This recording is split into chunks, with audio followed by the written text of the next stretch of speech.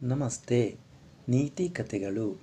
ಕಥೆಯ ಹೆಸರು ದೈವ ಬಲವಿದ್ದರೆ ಲಕ್ಷ್ಮಿಯು ತಾನೇ ಬರುವಳು.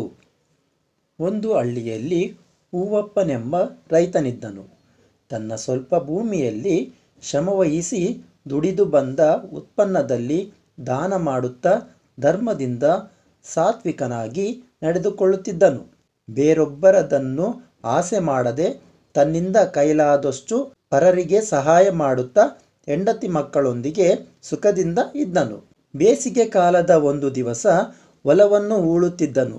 ಆಗ ಅವನ ರಂಟೆಗೆ ಏನೋ ಹತ್ತಿ ನಿಂತು ಹಾಗೆಯೇ ಮಣ್ಣು ಸರಿಸಿ ನೋಡಿದನು. ಸಣ್ಣ ಬಿಂದಿಗೆಯು ಕಂಡಿತು.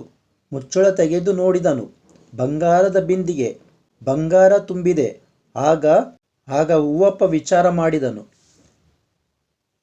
ಯಾವುದೇ ಕಾರ್ಯವನ್ನು ಒಮ್ಮೆಲೇ ಮಾಡಬಾರದು. ಅವಿವೇಕದಿಂದ ಮಾಡಿದ ಕಾರ್ಯವು ಮಹಾ ಆಪತ್ತಿಗೆ ಕಾರಣವಾಗುವುದು.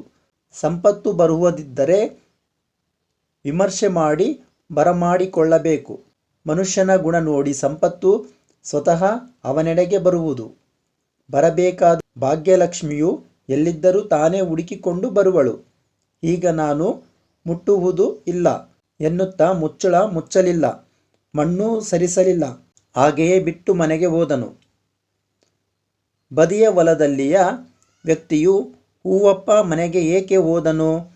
ನೆಲದಲ್ಲಿ ಮಣ್ಣು ತೆಗೆದು ಏನು ಮಾಡಿದನು? ಹೀಗೆ ವಿಚಾರ ಮಾಡುತ್ತಾ ಅಲ್ಲಿಗೆ ಬಂದು ನೋಡಿದನು. ಆ ಬಿಂದಿಗೆಯ ಸುತ್ತಲಿದ್ದ ಹಲವಾರು ಕೆಂಪು ದೊಡ್ಡ ದೊಡ್ಡ ಚೇಳುಗಳು ಆ ಬಿಂದಿಗೆಯ ಮೇಲೆ ಹರಿದಾಡುತ್ತಿವೆ. ಆಗಲೇ ಸರಿಯಾಗಿ ಮುಚ್ಚಳ ಬಿಗಿಯಾಗಿ ಮುಚ್ಚಿಕೊಂಡು ಹೆಗಲ ಮೇಲೆ ಹೊತ್ತು ತಂದು ತನ್ನ ಹೊಲದಲ್ಲಿ ಇದ್ದು ಸಂಜೆಗೆ ಮನೆಗೆ ಹೋದನು. ಮಧ್ಯರಾತ್ರಿಗೆ ಹೂವಪ್ಪನ ಮನೆಗೆ ಹೋಗಿ ಬೆಳಕಿಂಡಿಯಿಂದ ಬಿಂದಿಗೆ ಸುರುವಿದನು.